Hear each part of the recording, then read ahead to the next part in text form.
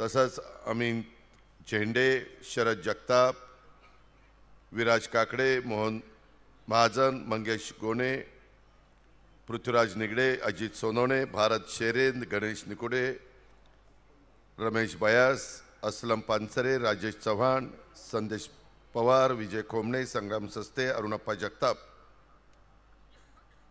सनी झगडे, संदेश पवार, दत्ता झुरुंगे, संतोष खोमणे, विजय झगडे, राहुल गायकवाड, अमृताताई गोणे, पोपट पवार, साधनाताई दिडबाई, जनार्दन कुदळे, सुभाष काका राऊत, राजाभाऊ साळुंके, मुकुंद काका बेलसरे.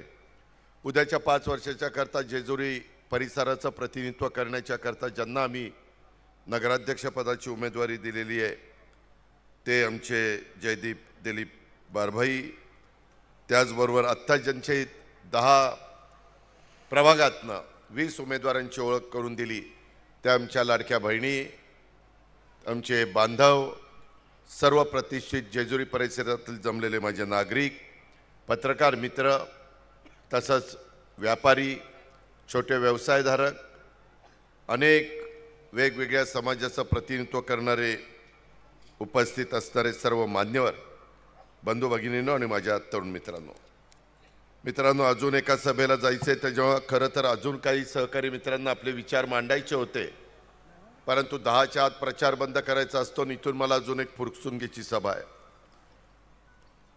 वेगवेगळ्या निवडणुका जेजुरीकरांनी, महाराष्ट्राने, पुणे जिल्ह्यांनी नेहमीच पाहिल्यात. लोकसभेच्या निवडणुकीच्या निमित्तानं देशाचं भवितव्य ठरवणारी ती निवडणूक असते. देशाची सूत्र कोणाच्या हातामध्ये द्यायची हा निर्णय मतदार राजा म्हणून आपण सगळेजण घेता. विधानसभेच्या निवडणुकीच्या निमित्तानं चांद्यापासून बांद्यापर्यंत कोण या महाराष्ट्राला शिवशाहू फुले आंबेडकरांच्या विचारधारेने घेऊन जाईल त्याच्या पाठीशी आपण ताकद उभी करता आणि त्यांना निवडून देण्याचं काम करता. परंतु स्थानिक स्वराज्य संस्थांच्या निवडणुका ह्या वेगळ्या अँगलनी लढवल्या जातात. तिथं लोक वेगळा विचार करतात. आता नगरपालिका, नगरपरिषदा, नगरपंचायतीच्या निवडणुका आहेत जवळपास 288. त्याच्याबद्दल उद्याच्याला काय तो निकाल सुप्रीम कोर्टाचा येणार आहे. सगळ्यांचं लक्ष तिकडे आहे. राखीवच्या बद्दल आरक्षण जे काही दिलं गेलेलं आहे त्याबद्दल काय निकाल देत आहेत त्याच्याकरता सगळे आपापल्या परीनं प्रयत्न करतायत. शेवटी सुप्रीम कोर्ट सर्वोच्च आहे, तो अधिकार त्यांचा आहे. त्या पद्धतीनं पुढची कारवाई होईल. परंतु मित्रांनो, आजपर्यंत आपण सगळ्यांनी या परिसरामध्ये काम केलं आहे. खरं तर आपल्या सर्वांचं आराध्य दैवत आणि राज्यातील लाखो भाविकांचं, देशातील लाखो भाविकांचं श्रद्धास्थान असलेल्या जेजुरीच्या खंडोबाच्या चरणी मी सुरुवातीलाच आपल्या सगळ्यांच्या साक्षीनं या ठिकाणी नतमस्तक होतो. जेजुरीसह देशभरातील अनेक धार्मिक स्थळांच्या स्वतःच्या निधीतून जीर्णोद्धार करण्याचं महान कार्य ज्या राजमाता पुण्यश्लोक अहिल्यादेवी होळकरांनी केलं, त्यांचं यंदाचं वर्ष त्रिशताब्दी जयंती वर्ष आहे. त्यानिमित्तानं पुण्यश्लोक राजमाता अहिल्याबाई होळकरांना पण मी या ठिकाणी अभिवादन करतो, त्यांनाही त्या ठिकाणी नतमस्तक होतो. मित्रांनो, आजचा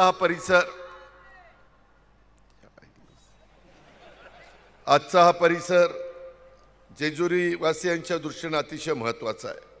तुम्ही आत्तापर्यंत अनेकांना निवडून देण्याचं काम केलं.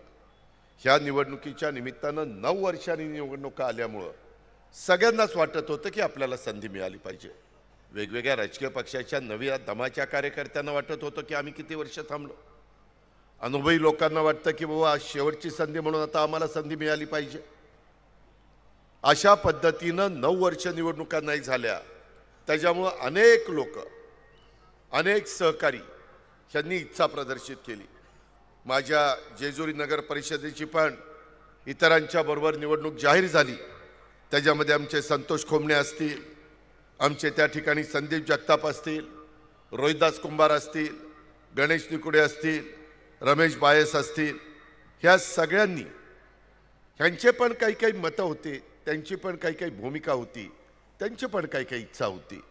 पण आपल्या जेजुरीच्या सर्वांगीण विकासाच्या करता ह्या सगळ्या माझ्या सहकारी मित्रांनी जयदीप दिलीपदादा बारभाई यांना त्या ठिकाणी पाठिंबा देण्याचं ठरवलं, त्याला ह्या जेजुरीचं प्रतिनिधित्व करण्याचं संधी द्यायचं ठरवलं। जयदीप हा गेल्या 3 पंचवार्षिक निवडणुकीमध्ये नगरसेवक म्हणून त्यानं काम केलेलं आहे, त्यानं उत्तम पद्धतीनं काम केलं आहे। आत्ता मी त्याचं भाषण ऐकत होतो, काय सांगून काय नाही, काय सांगून काय नाही त्याला झालं होतं। परंतु त्याचे वडील दिलीपदादा बारभाई हे स्वतः 50 वर्षापासून जेजुरी आणि जेजुरीच्या परिसराच्या राजकारणामध्ये सक्रिय आहेत। शहरातील नागरिकांना विश्वासामध्ये घेऊन नगरपालिकेच्या माध्यमातून पवार कुटुंबियांना त्यांनी नेहमीच खंबीरपणे साथ दिलेली आहे, हे मी 91 पासून अनुभवतो। तुम्ही सगळ्या पुरंदरवासियांनी बारामती लोकसभा मतदारसंघ तेव्हा आपला इंदापूर, बारामती, दौंड, शिरूर, पुरंदर, हवेली अशा प्रकारचा तो मतदारसंघ होता। पिंपरी चिंचवड पण त्याच्यात होतं। त्यावेळेस माझ्यासारख्या तरुण कार्यकर्त्याला तुम्ही सगळ्यांनी निवडून दिलं आणि तेव्हापासून ह्या राजकीय जीवनामध्ये माझ्या कार्याला सुरुवात झाली। खरं तर मला आठवतं 1991 साली हे जयदीपनं आदरणीय पवारसाहेबांच्याकडनं माझ्यासारख्या कार्यकर्त्याकडनं राजकीय जीवनातले धडे घेतले आणि 91 साली माझ्या प्रचार सभेमध्ये एक छोटा सैनिक म्हणून त्यानं काम केलं। त्याच्याकडं शहराचं नेतृत्व करण्याची क्षमता होती, विकासाची दृष्टी होती। आपलं शहर स्वच्छ असावं, सुंदर असावं, हरित असावं अशा पद्धतीनं कटाक्षाने त्याचा प्रयत्न आणि तीच भूमिका आमच्या गणेश निकुडेंची आहे, रोहिदासची आहे, संतोषची आहे, संदीपची आहे, ह्या सगळ्यांचीच, रमेश भायाची आहे। आणि शेवटी जागा एकच असते। आता जागा एक असल्यानंतर कुणाला तरी एकाला संधी मिळणार, एकमेकाच्या मध्ये आपण मतभेद करून काही चालत नाही। त्याच्यामुळं आता जवळपास आपले 15,800 मतदार माझ्या जेजुरीच्या परिसरामध्ये आहेत। 10 प्रभाग आहेत, 10 दुने 20 आणि 1 नगराध्यक्षाचा उमेदवार, लोकनियुक्त नगराध्यक्ष, त्याच्यामुळे त्यांची पण जबाबदारी वाढते। ह्या माझ्या जेजुरीमध्ये एक मिनी भारत, अनेक जाती धर्माचे लोक गुण्यागोविंदाने इथं राहतात। त्याच्यामध्ये माझे मुस्लिम बांधव आहेत, माझा माळी समाज इथं राहतो, माझा वीर कोळी समाज राहतो, गुरव समाज राहतो, गडसी समाज राहतो, कुंभार, वाणी, रामोशी, गोंधळी, कोलाटी, धनगर, खटीक, बेलदार, अनेक जाती धर्माचे लोक इथं कामाच्या निमित्तानं राहतात। काही आपल्या इथं असणाऱ्या जेजुरीच्या खंडेरायाच्या चरणी तिथं पूजा अर्चा करत असतात। काही बिहारचे पण लोक आपल्या MIDC मध्ये आलेले। मला इथं आता सांगण्यात आलं की साधारण 1000 बिहारी हे देखील आपल्या जेजुरीमध्ये राहतात। खूप जण छोटे मोठे व्यवसाय करण्याच्या दृष्टिकोनातनं ह्या जेजुरीच्या परिसरामध्ये इथं जेवढं मतदार संख्या आहे तेवढंच फ्लोटिंग पॉप्युलेशन आहे। ते मतदार नाही आहेत, परंतु त्यांचं जाणं येणं जेजुरीला सातत्याने त्या ठिकाणी असतं आणि त्याच्यामुळं ह्या पद्धतीनं तुमची माझी असणारी जेजुरी ह्याच्यामध्ये माजी नगरसेवक आम्ही बघा 21 उमेदवार देत असताना 3 अनुभवी लोक दिलेली आहेत, कारण उद्याच्याला जेजुरी नगरपालिकेचं काम 5 वर्षाच्या करता उत्तम झालं पाहिजे। आणि 18 पहिल्यांदाच निवडणुकीला सामोरं जाणाऱ्या माझ्या लाडक्या बहिणी, आमच्या मुली, आमचे बांधव ह्यांना आम्ही उमेदवारी दिलेली आहे। त्यांनाही काहीतरी करून दाखवायचं आहे, त्यांनाही इथले सर्वांगीण विकास करायचा आहे आणि त्याच्यामुळं हे सगळं करत असताना आमचा जयदीप तिथं अनुभवी आहे, आमचे गणेशजी तिथं अनुभवी आहे। गणेशजींच्या घरामध्ये तर गेली 15 वर्ष नगरसेवक पद आहे, 25 वर्ष ते स्वतः 15 वर्ष होते, 25 वर्ष त्यांच्या घरामध्ये नगरसेवक पद आहे। राष्ट्रवादी काँग्रेस पक्षाचे एक चांगला कार्यकर्ता म्हणून गणेशजींच्याकडे मी बघतो। त्यांनी लोकसभेलाच माझ्याबरोबर काम करायचा निर्णय घेतला, त्यांच्याच नेतृत्वाखाली या निवडणुका लढल्या जात आहेत। प्रचार प्रमुख म्हणून मी संदीप जगतापांना जबाबदारी दिलेली आहे। गणेश निकुंडे व संदीप जगताप दोघंही नगराध्यक्ष पदाच्या करता इच्छुक होते, मगाशी मी सांगितलं, मात्र त्यांनी शहराच्या करता माघार घेतली आणि गणेश निकुडे यांनी सर्वांना एकत्र आणलं आणि त्याच्यामध्ये एक चांगल्या प्रकारचं काम केलं। एक प्रामाणिकपणे, ठामपणे जेजुरीमध्ये पक्षवाढीच्यासाठी एक प्रयत्न करणारा कार्यकर्ता अशा पद्धतीनं त्याचं ते काम चाललेलं आहे। त्याच्यामध्ये तुम्ही कोणी काळजी करू नका। ह्याच्यामध्ये रोहिदासने पण अतिशय चांगल्या प्रकारची भूमिका बजावली, रमेश बायसने बजावली, संतोष खोमणेंनी पण बजावली, सगळ्यांनीच त्याच्यामध्ये बजावली। रमेश लेंडे या जेजुरी शहर राष्ट्रवादी काँग्रेस पक्षाचे अध्यक्ष आहेत, यांनी पण नगरसेवक पदासाठी माघार घेतली आणि ह्या सगळ्यांनी मिळून उत्तम पद्धतीनं भारत शेरेंनी पण त्याच्यामध्ये माघार घेतली, संतोषने पण चांगलं काम केलं। या सगळ्यांना मी धन्यवाद देतो। शेवटी हे सामुदायिक जबाबदारी, हे एकट्या दुकट्याचं काम नाही। सर्वांनी तो रथ ओढण्याच्या करता तो संकल्प आपण जो केलेला आहे तो सिद्धीस नेण्याच्या करता सगळ्यांनी मनापासून सहकार्य केलं पाहिजे। समोरचे लोक वेगवेगळ्या पद्धतीने सांगतील। मित्रांनो, मी गेले 35 वर्ष तुमचा सगळ्यांचा सहकारी म्हणून काम करतोय। 6 वेळेला उपमुख्यमंत्रीपद भूषवलं, अनेक वेळेला मंत्रिपद, राज्यमंत्रीपद, विरोधी पक्षनेता, खासदारकी सगळी पदं मी भूषवली। तुम्ही लोकांनी अमाप प्रेम माझ्यासारख्या कार्यकर्त्यावर केलं। आज मी तुमच्या समोर बोलत असताना मी महाराष्ट्रामध्ये सांगतो, मी अनेक ठिकाणी सभेला जातो, अनेक जण वेगवेगळ्या राजकीय पक्षाचे नेते येतात। तुम्ही त्यांना इथं आल्यानंतर प्रश्न विचारा की बाबा तू आम्हाला सांगायला आला, तुझं शहर कसं आहे रे? तुझं शहर चांगलं आहे का? स्वच्छ आहे का? तिथं सर्वांगीण विकास केला आहे का? का तिथं बकालपणा आहे? तिथं सर्व जाती धर्माच्या लोकांना तुम्ही बरोबर घेऊन जाता का? तिथं पिण्याच्या पाण्याच्या योजना आहे का? रोजचे रोज पाणी मिळतं का? अशा पद्धतीनं विचारलं तर अनेकांना त्याबद्दल अधिकारवाणीनं बोलता येणार नाही। कितीतरी शहरं मी बघत असतो, बकालपणा दिसतो, कचऱ्याचं तिथं पाहायला मिळतो, तिथं स्वच्छतेला महत्त्व दिलं जात नाही, तिथं झाडं लावली जात नाही, तिथं टपऱ्या दिसतात। वास्तविक मी टपऱ्याच्या विरोधामध्ये नाही। माझा लहान घटक, माझा लहान व्यवसायधारक जो दिवसभर काम केल्यानंतर माझ्या बांधवाचं कुटुंब चालतं, अशा लोकांना मोठे मोठे दुकानं काढता येत नाही, त्यांची ऐपत नसते, पण त्यांनाही जगण्याचा अधिकार आहे, त्यांनाही जेजुरीमध्ये आणि महाराष्ट्रामध्ये व्यवसाय करण्याचा अधिकार आहे। आणि म्हणून अशांच्या करता हॉकर झोन काढला पाहिजे। मी बारामतीमध्ये तशा पद्धतीनं करतो। त्यामध्ये एकंदरीतच आपल्याला विकासाच्या करता खूप काही करायचं असतं, आपलं बजेट कमी असतं। अलीकडच्या काळामध्ये आपण राज्यामध्ये पूर्वीच्याला जकात असायची, जकातीचं उत्पन्न त्या नगरपालिकांना मिळायचं, परंतु आपण जकात नंतर काढली, नंतर आपण LBT आणलं, लोकल बॉडी टॅक्स, नंतर तोही आपण काढला, त्याच्यानंतर व्हॅट आणला, तोही आपण त्या ठिकाणी काढण्याच्या संदर्भातले काही गोष्टी केलेल्या आहेत। केंद्र सरकारने अनेक वर्ष चाललेलं होतं वन नेशन वन टॅक्स, आणि त्याच्यातनं GST आला, त्याच्यातून GST आला। आता आपल्या राज्यात आणि देशात GST हा टॅक्स लावला जातो। आत्ता मधी दिवाळीच्या काळामध्ये तो 5%वर 12%चा 5%वर आणला, 28%चा खाली आणला। त्याचा काहीतरी रिलीफ सर्वसामान्य लोकांना देण्याचा प्रयत्न केंद्र सरकारने केला, नरेंद्र मोदी साहेबांनी केला। ही गोष्ट नाकारता येणार नाही। इथं आता वेगवेगळी दुकाने आहेत, त्या दुकानदारांना विचारा, पूर्वी किती टॅक्स द्यावा लागत होता, आता किती टॅक्स द्यावा लागतो। गाड्यांचाही टॅक्स कमी केला, पूर्वी गाडी घ्यायला किती टॅक्स द्यावा लागायचा, आता किती टॅक्स द्यावा लागतो। का तर सर्वसामान्य माणसाला परवडलं देखील पाहिजे। आणि तो GST आल्यापासून आता तो 50% महाराष्ट्रातला GST राज्य सरकारकडे जमा होतो आणि 50% केंद्र सरकारकडे जातो।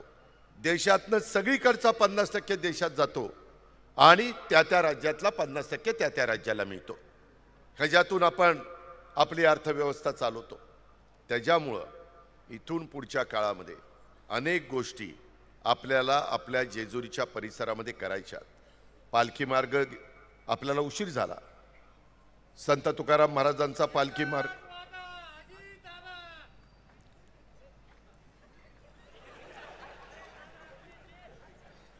त्यामध्ये मित्रांनो तिकडचा पालखी मार्ग हा बारामतीपर्यंत झालाय, पुढचंही काम चाललंय। आपलाही पालखी मार्ग थोडासा रखडला, आता दिवे घाटामध्ये रुंदीकरण किती मोठं चाललंय तुम्ही बघताय. मधल्या काळामध्ये तुम्हाला माहिती नाही जेजुरीकरांनो, तुम्हाला अजून अंदाज येणार नाही. पुढं नीट ऐका सगळ्यांनी, काही वर्षांनी जर पुणे जिल्ह्यातला 13 तालुक्यामध्ये सगळ्यात प्रचंड डेव्हलपमेंट होत असणारा तालुका, प्रचंड नागरीकरण होत असलेला तालुका कोणता होणार आहे तर तो पुरंदर तालुका होणार आहे. आज लिहून घ्या. तो कशामुळे होणार आहे?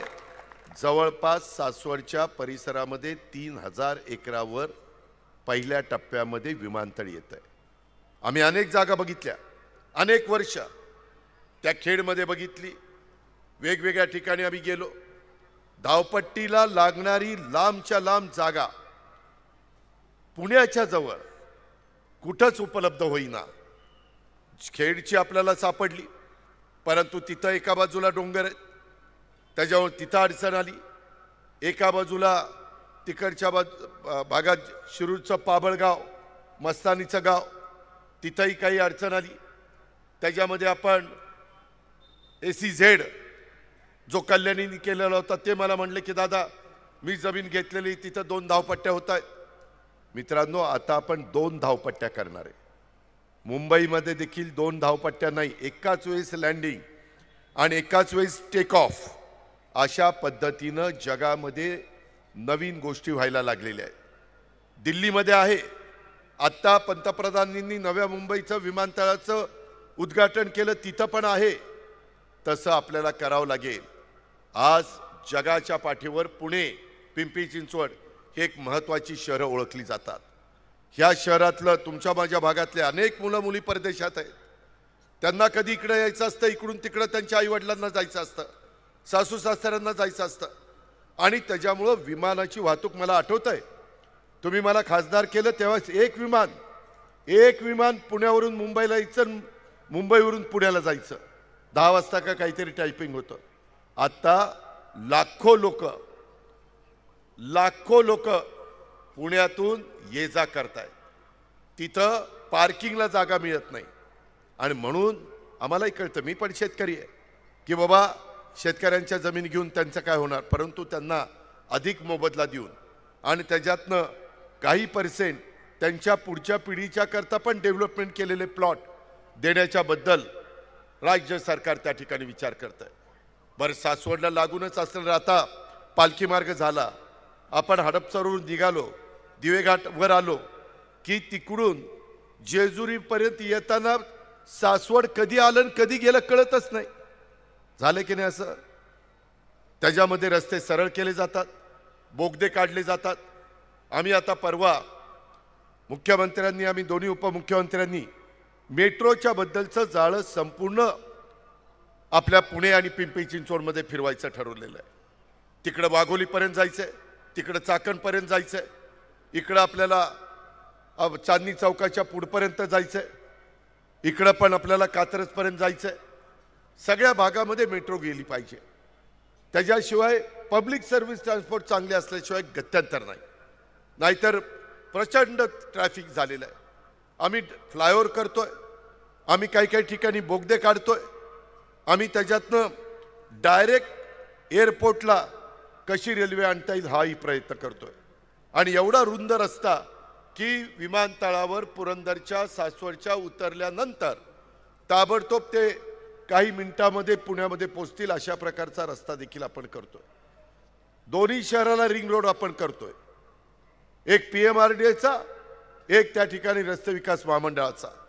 हे केल्याशिवाय गत्यंतर नाही. कारण देशाला स्वातंत्र्य मिळालं तेव्हा 35 कोटी आपण होतो 47ला, तेव्हा आमचा कोणाचा जन्मही झाला नव्हता. आज आपण 140 कोटी झालो. 35चे 140 कोटी, चौपट. पुढे आपल्याला त्याच्यामध्ये गाठू शकत नाही. चायनाला आता मागे टाकायचं ठरवलंय. जगातलं सगळ्यात जास्त लोकसंख्या असणारा देश भारत देश. परंतु तुम्हाला मला सगळ्यांचं आता इथनं पुढं 1-2 अपत्यावर थांबा, फार काही पलटण वाढवण्याच्या भानगडीत पडू नका. कारण जमीन कमी होत चालली आहे, रस्त्याला जमीन कमी होतीये, MIDCला जमीन कमी होतीये, विमानतळाला जमीन कमी होतीये, धरणांमध्ये जमीन कमी होतीये, शहरं वाढतायत. पूर्वीचं जेजुरी आणि आताचं जेजुरी वेगवेगळ्या पद्धतीने फॅमिलीज वाढल्यात, त्याच्यामुळं लोकांचं राहणीमान बदललेलं आहे. ह्या देखील गोष्टी आपल्याला नाकारता येत नाही. त्याच्यामुळं काही गोष्टीची बंधनं आपण घालून घेतली पाहिजेत. आम्ही त्याच्यामध्ये बंधनं आणली. विलासराव देशमुख मुख्यमंत्री असताना आम्हाला लोकसभा विधानसभेला आणता आलं नाही, कारण तो अधिकार भारत सरकारचा आहे. आम्ही इथं आणली. स्थानिक स्वराज्य संस्थेत आणि सहकारामध्ये 2 पेक्षा जास्त अपत्य झाली तर त्याला निवडणुकीला उभं राहायला अपात्र.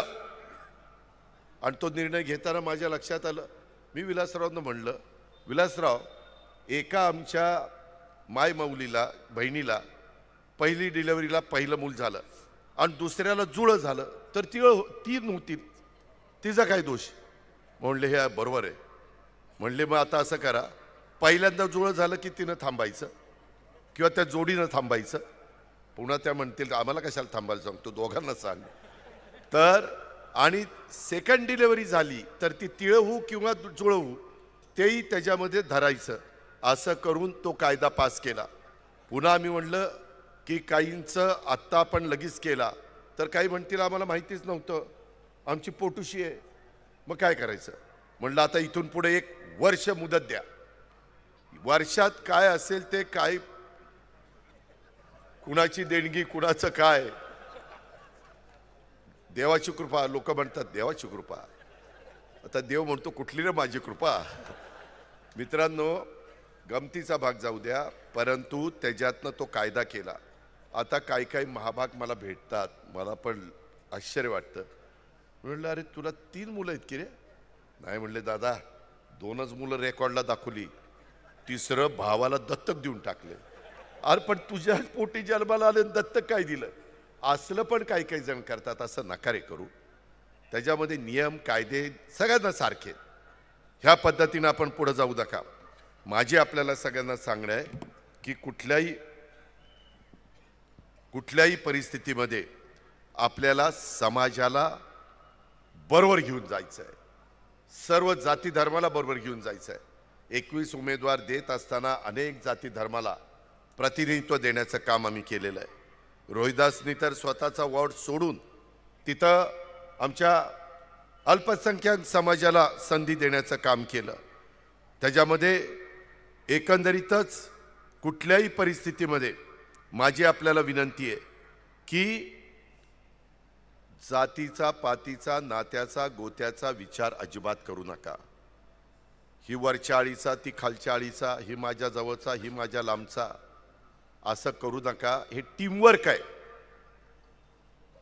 त्याच्यामध्ये जयदीप निवडून आल्यानंतर खालचे 20च्या 20 उमेदवारांची साथ पण त्यांना मिळाली पाहिजे. त्याच्याकरता तुम्हाला प्रत्येकाला 3 मतं देण्याचा अधिकार आहे. नगराध्यक्ष पदाकरता 1 आणि प्रभाग 1 मध्ये असेल तर अ ला 1 आणि ब ला 1 असे 3 मतं प्रत्येक माझा जेजुरीचा नागरिक देणार आहे. 3ही मतं घड्याळाच्या शेजारचंच बटन दाबा, दुसरा कुठलाही विचार करू नका. तुम्हाला तुमचा सर्वांगीण विकास करायचा असेल, तुम्हाला विकास साधायचा असेल, मी ज्या पद्धतीनं बारामती बदलून टाकली, तुमच्यातले अनेक जण आमच्या इथल्या बारामतीचे पण मुली इथं आहेत, ते इथं सुना म्हणून आलेले आहेत. त्यांनाही विचारा, तुम्ही बारामतीला येऊन पहा मी बारामती बदलवली का नाही. अजून काही काम कधीच संपत नसतं. काही ना काही हद्दवाढ होते, पाण्याच्या पण योजना कमी पडायला लागतात. आता त्याचा उल्लेख जयदीपने आपल्या भाषणामध्ये केला. आपल्याला त्याच्या संदर्भामध्ये रोजचे रोज पाणी कसं मिळेल, नाझऱ्याचं धरण कधी भरतं कधी भरत नाही, पावसावर सगळं अवलंबून असतं. मागं तर एकदा 2003 साली राज्यपाल होते, त्यावेळेस मला म्हणाले चला आपण आता दौरा करूया, आणि त्यावेळेस नाझरे धरणामध्ये हेलिकॉप्टर त्यांचं उतरवलं होतं. जुन्या लोकांना आठवत असेल, जनावरांच्या छावण्या आपण केल्या, तो हेलिकॉप्टर उतरवलं धरणात, ती टाळी वाजवतोय. देवा काय खरं नाही. जेजुरीचा खंडोबा राया, जरा यांना सुबुद्धी दे रे बाबा दे. मित्रांनो, ह्या पद्धतीनं आपल्याला काही निर्णय घ्यावे लागणार आहेत। आज आपल्याला इथं विमानतळ झाल्यानंतर पाणी पण लागणार आहे।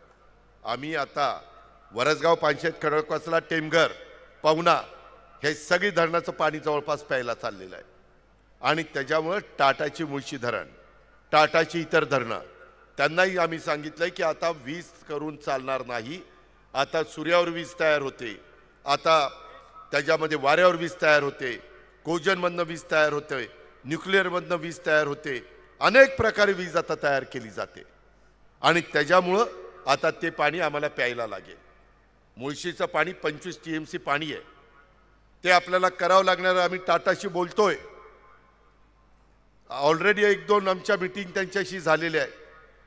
कारण शहर वाढत असताना पहिलं महत्त्वाचं माझ्या मायमाऊलीला, माझ्या लाडक्या बहिणीला पाणी लागतं, माझ्या बांधवाला स्वच्छ, चांगलं, निर्मळ, आरोग्याला मदत करणारं असं पाणी त्यांना लागतं आणि त्या प्रकारे आपल्याला उद्याच्या काळामध्ये करायचं आहे।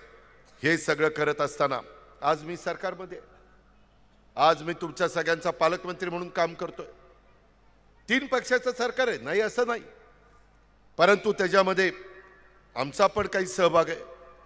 केंद्र सरकारमध्ये अनेक दिग्गज नेते आम्हा लोकांच्या ओळखीचे, पंतप्रधान असतील, अमितभाई शाह असतील, वैष्णवी रेल्वे मंत्री असतील, शिवराज सिंग चौहान कृषी मंत्री असतील, पियुष गोयल साहेब असतील, नितीन गडकरी नॅशनल हायवेचे मिनिस्टर असतील, अनेक लोकांचे, राजनाथ सिंग संरक्षण मंत्री असतील, अनेक मान्यवरांच्या माझ्या ओळखी, नड्डाजी असतील, त्याचा फायदा आपण करून घेऊ ना।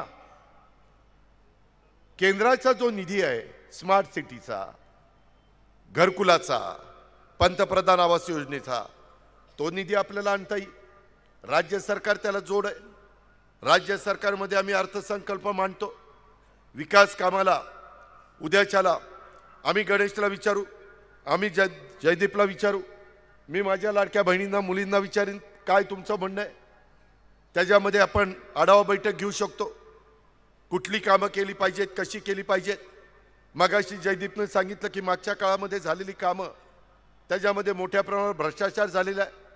भ्रष्टाचार झाल्यानंतर कशा विकास होणार, भकास होईल आणि त्याच्यामुळं मी मधल्या काळामध्ये ज्या पद्धतीनं ह्या भागातली कामं करायचं ठरवलेलं आहे, त्या पद्धतीनं त्याला सगळा निधी कसा आपल्याला मिळवता येईल। मध्ये आम्ही 350 कोटी रुपयाचा निधी श्री क्षेत्र जेजुरी गड तीर्थक्षेत्र विकास आराखड्याला राज्य सरकारने मंजुरी दिलेली आहे। त्या माध्यमातून माझं जेजुरी मंदिर, त्याच्यामध्ये गड संवर्धन, रस्ते सुधारणा, सुशोभीकरण, पालखी मार्ग विकास, वाहनतळ, भक्त निवास, स्वच्छतागृह, बाह्यवळण रस्त्याच्या कामाचा समावेश, टप्प्याटप्प्याने ही कामं आपल्याला करायची।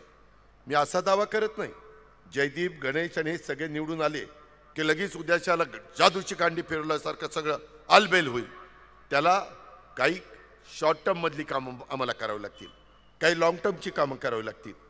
ह्या पद्धतीनं आपल्याला पुढे जावं लागेल आणि हे पुढे जात असताना पुढच्या 25 ते 30 वर्षाचा विचार करावा लागेल।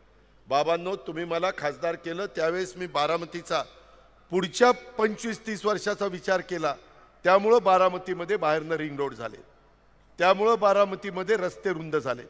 माझा बिगवन रोड 8 पदरी आहे, 8 पदरी आहे का कुठं महाराष्ट्रात 8 पदरी रस्ता, आणि पूर्ण सावलीने झाकलेला आहे, पूर्णपणे लोक सुरक्षित जाऊ शकतात।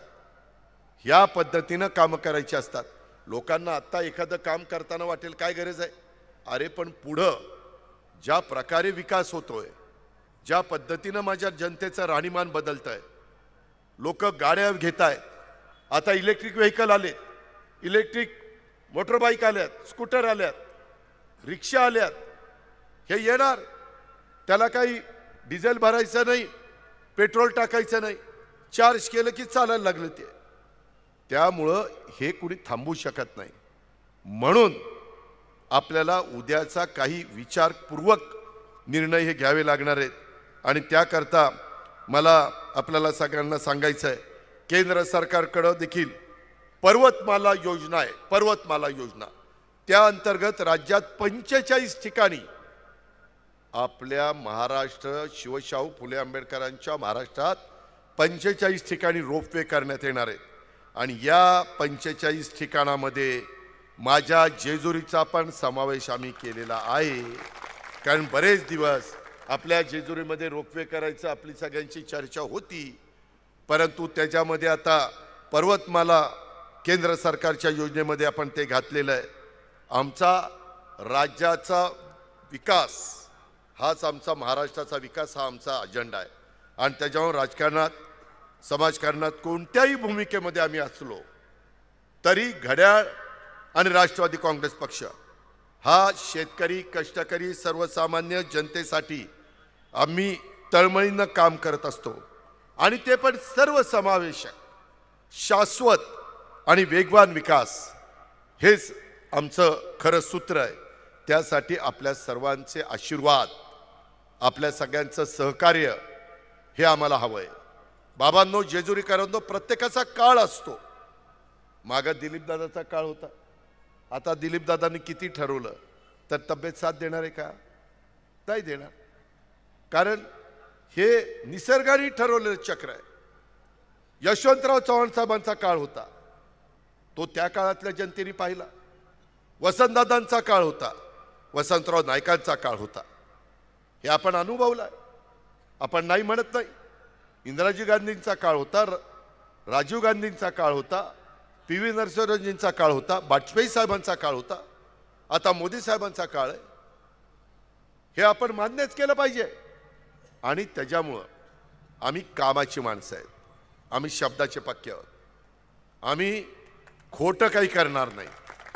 वेळ पडली तर स्पष्ट सांगू, हे जमत नाही। आज आम्ही ज्या संस्था चालवतो त्या चांगल्या चालवतो।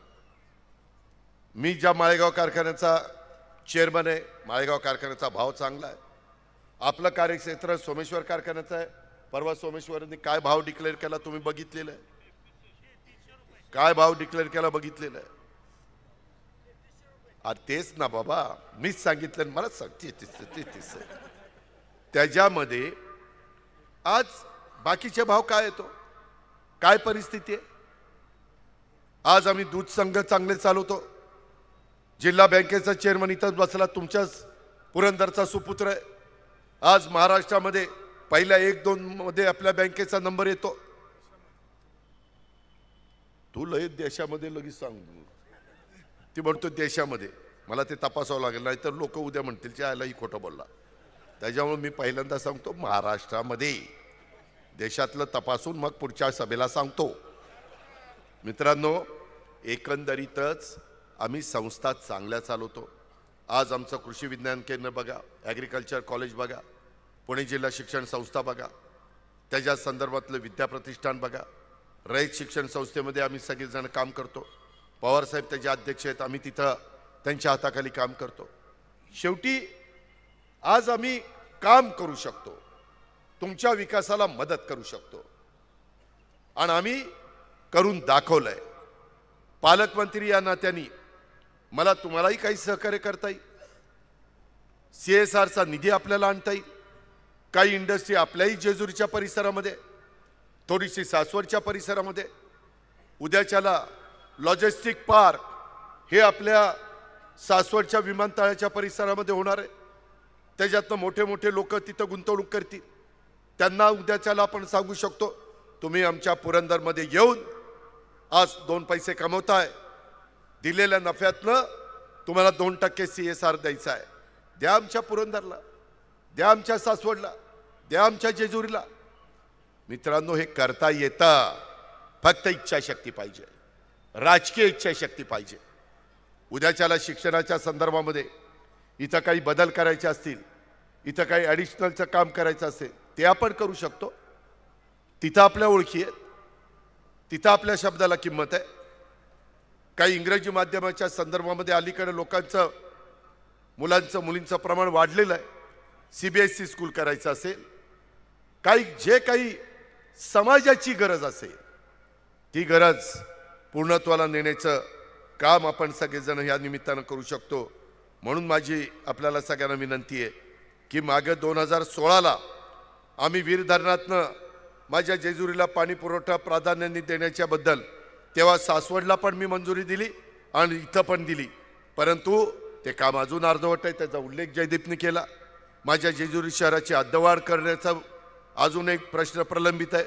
शहरामध्ये MIDCची रेव्हेन्यू हद्द समाविष्ट करून घेणं, MIDC मध्ये कचरा डेपो करता 10 एकर जागा ही आपल्याला कचरा मायनिंग प्रकल्प कार्यान्वित करण्याच्या करता आणि कचऱ्याची समस्या माझ्या जेजुरीची दूर करण्याच्या करता आपल्याला करावं लागणार आहे.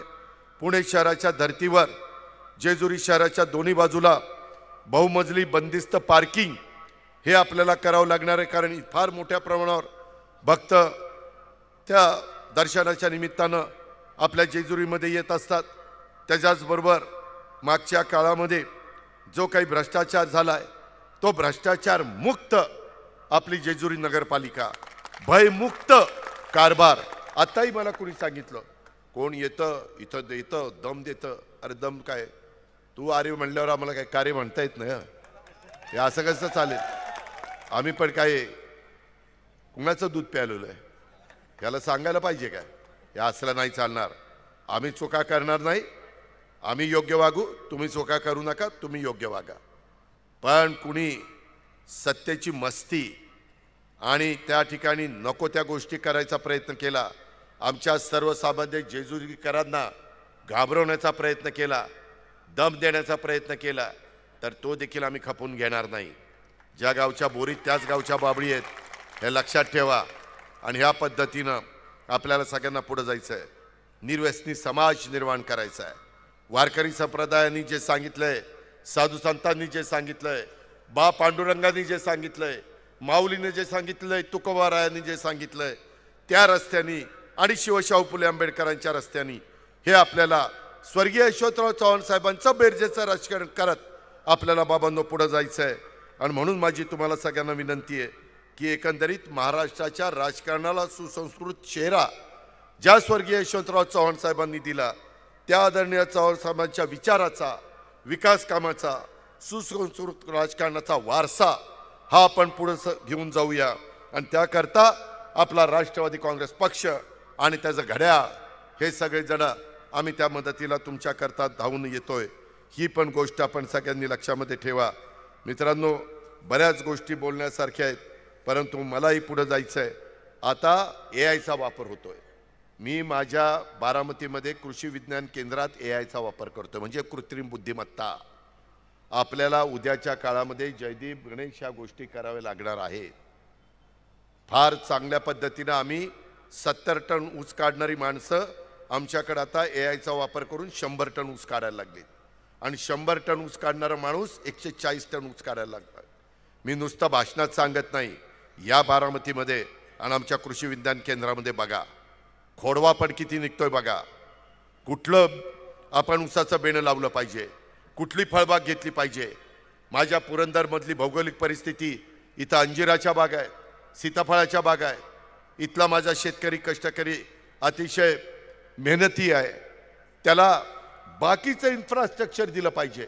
आज ह्या दिगंबर दुर्गाडेला मी सांगितलं 3 कोटी रुपयाची तरतूद आम्ही पुणे जिल्हा मध्यवर्ती सहकारी बँकेला AIच्या करता करायला लावलेली आहे. राज्य सरकारने 500 कोटी रुपयाची तरतूद केली, 500 कोटी रुपयाची. कारण माझ्या शेतकऱ्याचं उत्पन्न वाढलं पाहिजे. अहो, शेतकऱ्याच्या हातात पैसा आला तर माझ्या जेजुरीच्या बाजारपेठेला त्या ठिकाणी चालना मिळणार आहे, उलाढाल होणार आहे.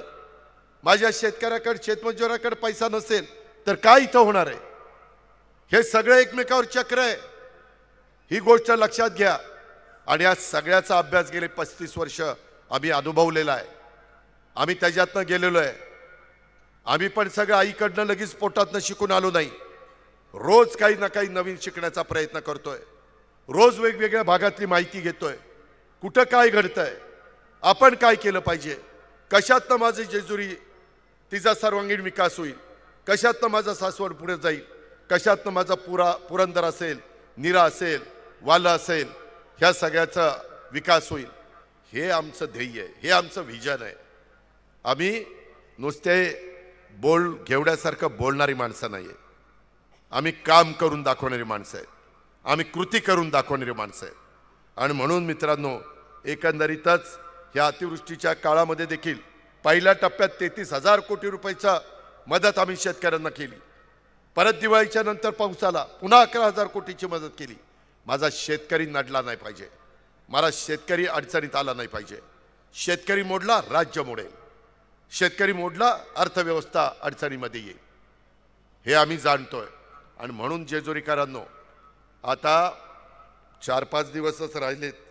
आज 27 ना, 2 तारखेला मतदान आहे.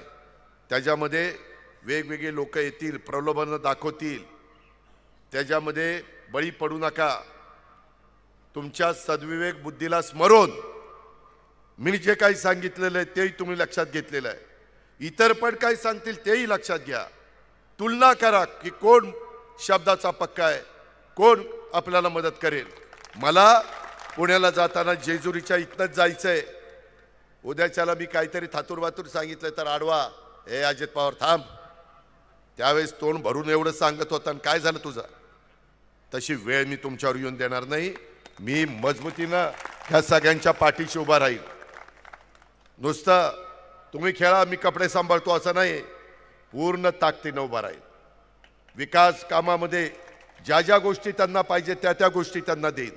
माझी प्रशासनावर पकड आहे की नाही? आहे.